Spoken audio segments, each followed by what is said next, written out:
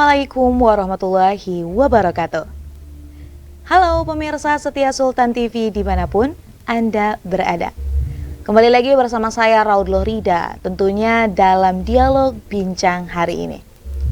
Pemirsa, dalam lanskap politik global yang terus berubah, pertemuan antara pemimpin negara bukan hanya sekadar diplomasi formal, tetapi juga bagian dari strategi besar dalam membangun hubungan jangka panjang. Presiden Turki Erdogan mengunjungi Indonesia pada 11 dan hari ini 12 Februari 2025. Kunjungan Presiden Erdogan ke Indonesia dinilai sebagai langkah penting dalam memperkuat hubungan bilateral. Berbagai sektor menjadi perhatian utama dalam pertemuan antara Presiden Erdogan dan Presiden Prabowo Subianto. Lalu, bagaimana peran strategis Turki dan Indonesia dalam politik global? Saat ini telah hadir bersama kita narasumber melalui ruang virtual Zoom, Bapak Muhammad Sharoni Rofi PhD yang merupakan Ketua Alumni Turki Indonesia. Mari kita sapa terlebih dahulu. Assalamualaikum Bapak. Ya, waalaikumsalam Mbak Rida. Terima kasih sudah diundang di Sultan TV. Terima kasih juga Bapak sudah meluangkan waktunya. Kabarnya baik ya Pak? Baik, alhamdulillah baik. Alhamdulillah. Nah, langsung saja nih Pak, ini selaku Ketua Alumni Turki Indonesia. Ini pendapat Bapak terkait pertemuan antara dua pemimpin, Presiden Erdogan dan juga Presiden Prabowo seperti apa nih Pak? Ya, pertama tentu saja selaku Ketua Alumni Turki, saya menyampaikan apresiasi yang setinggi-tingginya kepada Presiden Recep Tayyip Erdogan yang memberikan atau memberi space bagi Indonesia dengan melakukan kunjungan ke Jakarta, dan kunjungan ini tentu saja kunjungan yang telah lama dinanti karena sejak tahun 2022 Presiden Erdogan sudah memiliki niat untuk datang ke Jakarta, tapi saat itu karena pandemi maka lawatan kenegaraan secara resmi tidak bisa dilaksanakan karena faktor pandemi, sehingga tertunda dan hari ini bisa terlaksana. Dan kita melihat bahwa Presiden Prabowo melihat kehadiran Presiden Turki, Presiden Erdogan, sebagai sebuah simbol persahabatan dua negara. Maka dari itu Presiden Prabowo secara khusus menyambut ketika Presiden Erdogan baru landing di Halim Perdana Kusuma, gitu ya. Jadi penyambutan langsung oleh Presiden Prabowo itu menunjukkan bahwa ada penghargaan yang tinggi juga dari Indonesia terhadap Presiden Turki. Saya kira itu sesuatu yang sangat positif bagi hubungan dua negara yang saat ini memasuki 75 tahun hubungan Indonesia-Turki. Itu Mbak Rida. Oke, baik. Nah, kemudian ya Pak, ini kan kalau kita lihat kilas baliknya, Indonesia dan Turki ini sudah melakukan kerjasama tentunya dari puluhan tahun sebelumnya. Ini kalau kita melihat perkembangan hubungan diplomatik antara Turki dan juga Indonesia, ini seperti apa nih Pak berjalannya? Ya, saya melihat bahwa perjalanan sejarah hubungan Indonesia-Turki, kalau hari ini kita bicara 75 tahun Indonesia-Turki, itu merupakan babak sejarah modern. Namun kalau kita lihat lebih jauh, bahwa memang hubungan Indonesia-Turki ini telah berlangsung sejak lama, sejak ratusan tahun, sejak abad 16, gitu, di mana ada interaksi antara Kesultanan Aceh dengan Kesultanan Turki. Di masa lalu Turki adalah imperium dinasti yang namanya Ottoman Empire, atau yang kita kenal dengan istilah Turki Utsmani, di mana pada saat itu Turki Utsmani begitu dikdaya, mampu menguasai dunia selama 500 tahun, dan ketika Indonesia saat itu belum menjadi negara, ada kerajaan-kerajaan, kerajaan Aceh termasuk yang berinteraksi dengan Turki melalui korespondensi, melalui pengiriman delegasi ke Istanbul, begitu, termasuk pengiriman bantuan senjata dari Turki ke Indonesia, ya. Sultan Turki mengirimkan persenjataan ke Aceh untuk dalam rangka, ya, mengimbangi kekuatan Portugis saat itu. Jadi interaksi itu telah terjadi. Hal lainnya adalah bahwa kita tahu ada Perang Jawa, di mana di situ ada Pangeran Diponegoro menyampaikan atau mendeklarasikan Perang Jawa, perang melawan Belanda pada tahun 1830 sekian begitu, di mana Pangeran Diponegoro menggelorakan perlawanan terhadap Belanda. Nah, yang menarik di situ adalah, Mbak Rida, Pangeran Diponegoro menggunakan istilah-istilah Kesultanan Turki dalam struktur militernya, gitu ya. Jadi Sultan Turki itu menjadi inspirasi bagi Pangeran Diponegoro dalam membentuk pasukan.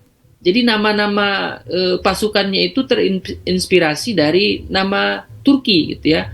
Ada Bulkio, gitu ya, Mulkio dan Janisari, gitu ya. Itu kan struktur ketentaraan di Turki, tapi diadopsi oleh Pangeran Diponegoro. Artinya hubungan ini telah berlangsung lama.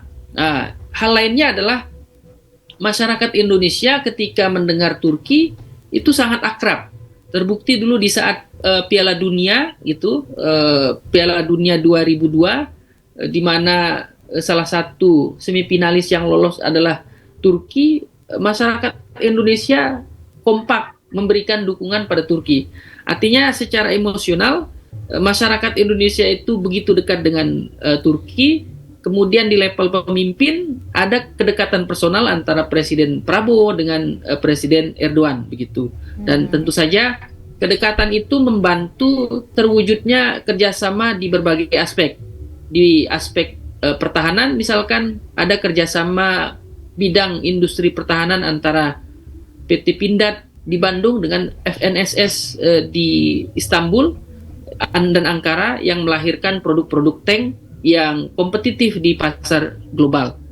Saya kira itu, Mbak Rida. Baik, jadi memang kalau kita lihat kilas baliknya ya Pak, ini bukan 75 tahun yang lalu saja, namun dari masa kerajaan yang sebelumnya pun ini ada kaitannya. Jadi kita nih Indonesia memiliki hubungan yang cukup erat juga dengan negara Turki. Dan ini akhirnya juga terbawa sampai saat ini gitu ya, hubungan yang memang ini dibangun oleh pemerintah Indonesia dan juga pemerintah Turki, dan tentu ini bermanfaat untuk kedua belah pihak. Nah, namun Pak, ini bicara tentang kerjasama. Kiranya apa saja sih Pak faktor yang memang mendorong peningkatan kerjasama antara Turki dan juga Indonesia dalam beberapa tahun terakhir? Ya, tentu saja peningkatan kerjasama yang terjadi antara pemerintah Turki dengan pemerintah Indonesia hari-hari ini memang didorong oleh dinamika global, ya, bahwa saat ini memang kita melihat ada perang di Ukraina, ada perang di Gaza, begitu ya. Kemudian ada juga konstelasi di Suriah, begitu. Nah, kemudian tentu saja Indonesia dan Turki berada dalam posisi yang sama, karena Presiden Prabowo dengan Presiden Erdogan dalam isu tertentu mereka memiliki visi yang sama.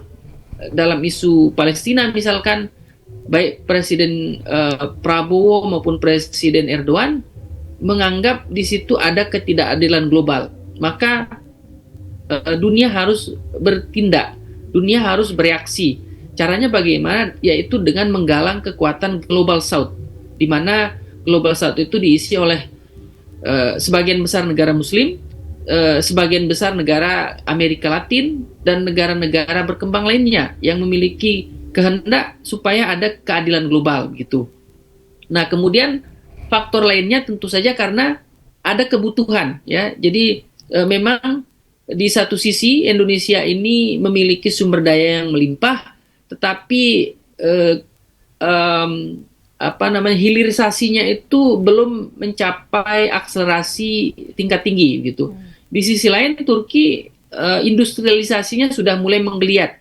Mereka membutuhkan yang namanya supply material baku gitu ya, atau bahan baku, sehingga hal ini tentu akan mengisi kekosongan dua pihak begitu. Kemudian faktor lainnya, saat ini Indonesia dan Turki tergabung dalam beberapa organisasi. Indonesia dan Turki tergabung dalam organisasi elit ekonomi G20, kemudian ada D8, ada MIKTA, kemudian ada OKI, dan organisasi lainnya. Artinya Indonesia dan Turki itu banyak terhimpun dalam organisasi-organisasi ekonomi dan politik. Maka dari itu mengapa tidak diperkuat G2G-nya gitu ya, khusus Indonesia dengan Turki.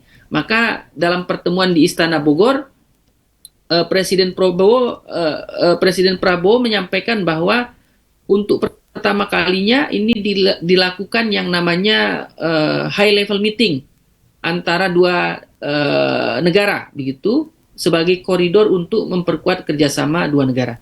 Itu Mbak Rida. Baik. Kemudian nih Pak, ini kalau bicara tentang background lah ibaratnya ya, kita tahu bahwa Indonesia dan Turki ini kan memang negara adanya mayoritas Muslim ya Pak. Sejauh mana nih Pak, ini kiranya kesamaan nilai antara Turki dan Indonesia tentunya berkontribusi dalam memperkuat hubungan bilateral mereka? Ya, bahwa Indonesia dan Turki adalah negara mayoritas Muslim. Kemudian faktor berikutnya, kedua negara ini adalah mazhabnya Sunni, gitu ya. Jadi Sunni kita kenal sebagai mazhab yang moderat, yang memiliki kecenderungan untuk moderat dan fleksibel, begitu. Kemudian yang berikutnya, memang kalau kita mengamati begitu kecenderungan di masyarakat, bahwa masyarakat Indonesia memiliki interaksi yang intens dengan Turki. Buktinya sekarang ada kecenderungan jamaah umroh itu memilih Turki sebagai rute perjalanan Jakarta, Istanbul, Mekah begitu. Jadi itu adalah rute yang dipilih jamaah umroh asal Indonesia gitu, karena melihat Turki ini sebagai salah satu negara yang memiliki warisan sejarah Islam yang kuat gitu. Kemudian dari perspektif orang Turki gitu, orang Turki melihat masyarakat Indonesia ini sebagai masyarakat Muslim yang penuh dengan keteduhan, Mbak Rida ya. Jadi di mata masyarakat Turki, Muslim di Indonesia itu berbeda dengan di tempat lain gitu. Karena menurut mereka orang Indonesia itu murah senyum begitu. Kemudian kalau di Arab Saudi jamaah hajinya tertib begitu, sehingga orang Turki senang dengan orang Indonesia begitu. Apalagi belakangan ada tren pernikahan lah ya lintas negara begitu, antara perempuan Indonesia dengan laki-laki Turki atau sebaliknya begitu. Jadi ada tren seperti itu. Sehingga hal semacam ini begitu penting untuk memperkuat hubungan dua negara, bahwa keberhasilan diplomasi negara itu bergantung pada betapa kuat people to people kontaknya ya. Hubungan antar bangsa itu semakin kuat kalau ada intensitas pertemuan antara masyarakat Indonesia dengan masyarakat Turki. Saya kira itu, Mbak. Nah kemudian Pak, ini kalau bicara tentang kerjasama, tentunya kan ada tantangan. Nah ini kiranya Pak, tantangan yang mungkin ini dihadapi oleh Indonesia dan juga Turki nih, ketika memang melakukan sebuah kerjasama demi mewujudkan tentunya kesepakatan yang telah disepakati oleh kedua belah pihak. Seperti apa nih Pak kira-kira?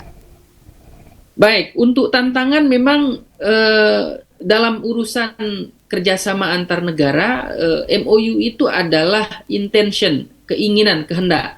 Tapi memang harus diikuti dengan implementasi gitu ya. Jadi Indonesia sudah banyak melakukan MOU dengan berbagai pihak, tapi dalam pelaksanaannya di lapangan ada kendala-kendala teknis, kendala-kendala administrasi. Maka dari itu hal-hal seperti itu memang patut diantisipasi sejak awal. Kemudian yang berikutnya, memang kalau bicara tentang kerjasama yang menyangkut industri pertahanan, tentu Indonesia dan Turki harus berkompetisi dengan pemain-pemain utama industri pertahanan seperti Amerika, Inggris, Prancis, Rusia, dan China. Jadi ketika Indonesia dan Turki mengembangkan produk militer, tentu akan memiliki tantangan berupa pasar, begitu ya. Bagaimana pasar merespon, itu juga tantangan. Kemudian aspek berikutnya, bagaimana transfer teknologi, itu juga apakah ada semacam exchange ya, pertukaran, mengirim teknisi atau ilmuwan kita ke Turki, begitu juga sebaliknya ilmuwan Turki dikirim ke Indonesia. Nah, itu memang membutuhkan waktu dan proses yang panjang, dan inisiatif seperti itu memang perlu pengawalan begitu, dan itu perlu dilakukan monitoring terus-menerus begitu. Nah kemudian Pak, kalau tadi kan kita bicara tentang tantangan, selanjutnya ini tentang harapan Pak. Per hari ini kan sudah ada ya, kita bisa melihat di berbagai berita, portal berita terkait dengan kesepakatan apa saja yang memang telah disepakati antara Presiden Prabowo dan juga Presiden Erdogan terkait dengan kerjasama. Ini kalau kita lihat gitu ya prospeknya Pak, ini harapan apa sih Pak yang mungkin ini juga dinantikan ya oleh masyarakat dari kedua negara tersebut atas kerjasama dari dua negara tersebut? Baik, jadi kalau kita lihat item-item yang disepakati dua pihak hari ini di Istana Bogor, di situ tertuang kerjasama di bidang kesehatan, kerjasama di bidang pendidikan, kerjasama di bidang ekonomi, gitu ya, kerjasama di bidang industri pertahanan, ya, dan item lainnya. Ya harapan kita tentu jarak antara Indonesia itu dengan Turki ribuan kilometer, dan membutuhkan perjalanan 12 jam penerbangan langsung. Nah, intention atau niat baik dari dua pihak harus diikuti dengan implementasi di lapangan, begitu ya, bahwa kerjasama itu atau kolaborasi itu membuat kita bisa melangkah lebih cepat. Jadi kalau kita bergerak sendiri memang kita akan kesulitan dan mencapai target lebih lama. Tetapi kalau kita berkolaborasi, maka target pencapaian kita itu bisa dicapai dengan lebih cepat. Nah, maka dari itu tentu saja kita berharap dengan adanya kerjasama yang disepakati akan menuntun dua negara mencapai cita-citanya sebagai negara maju, negara sejahtera, dan Indonesia secara spesifik mampu mencapai Indonesia Emas pada 2045. Karena dengan kita berjalan bersama, energinya akan lebih, dan visi kita bisa dituntun secara bersama-sama. Gitu Mbak Rida. Baik, lalu nih Pak, ini yang terakhir terkait perbincangan kita hari ini, pertanyaannya.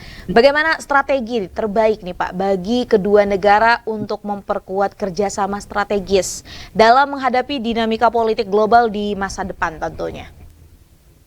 Baik, bahwa kondisi global saat ini sedang mengalami krisis. Kita hidup dalam lingkungan global yang tidak stabil dan tidak menentu. Maka yang bisa dilakukan adalah memperkuat solidaritas Global South, gitu ya, bahwa Global South itu merupakan narasi baru yang menghimpun kekuatan negara-negara berkembang, negara-negara Muslim yang selama ini suaranya terabaikan dalam lingkungan global. Selanjutnya, suara besar negara-negara yang selama ini diabaikan perlu juga menggunakan instrumen institusi internasional seperti PBB.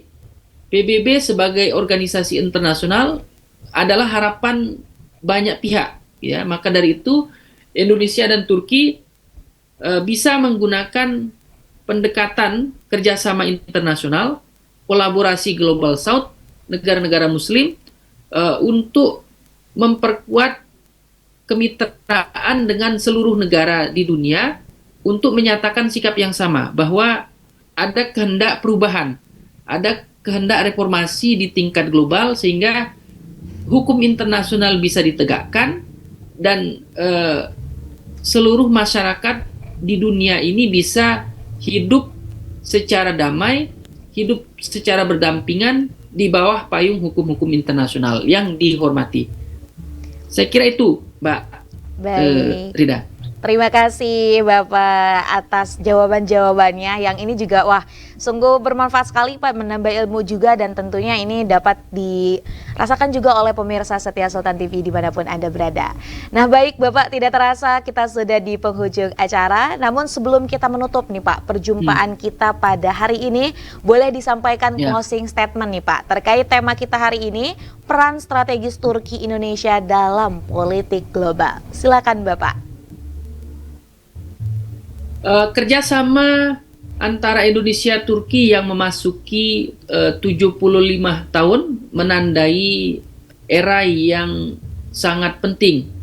75 tahun bukan waktu yang singkat. Ini menandakan bahwa dua negara memiliki komitmen untuk saling bahu-membahu mencapai tujuan nasionalnya, saling membantu, saling mendukung untuk mencapai cita-cita berdirinya negara bangsa dan melanjutkan cita-cita para pendiri bangsa.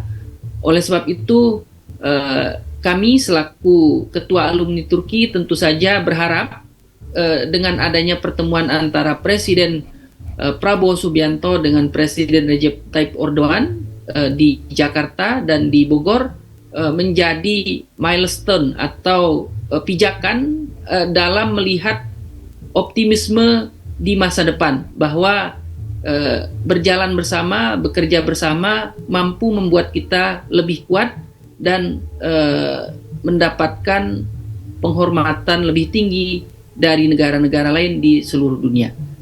Saya kira itu. Terima kasih Mbak Rida. Terima kasih Bapak atas closing statementnya dan semoga juga kita berharap kerjasama yang memang ini dilakukan oleh Indonesia dan juga Turki ini membawa angin segar dan kemudian juga bermanfaat untuk kedua negara. Terima kasih Bapak atas kesempatannya sudah bisa berbincang di Sultan TV.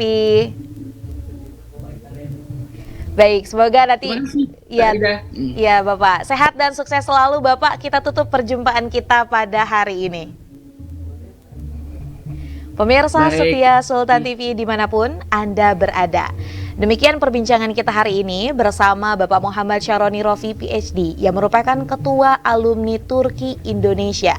Membahas mengenai peran strategis Turki Indonesia dalam politik global.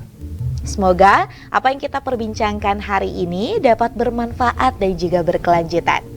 Saya, Raudloh Rida dan segenap kru yang bertugas pada hari ini mengucapkan terima kasih, pamit undur diri. Sampai jumpa. Wassalamualaikum warahmatullahi wabarakatuh.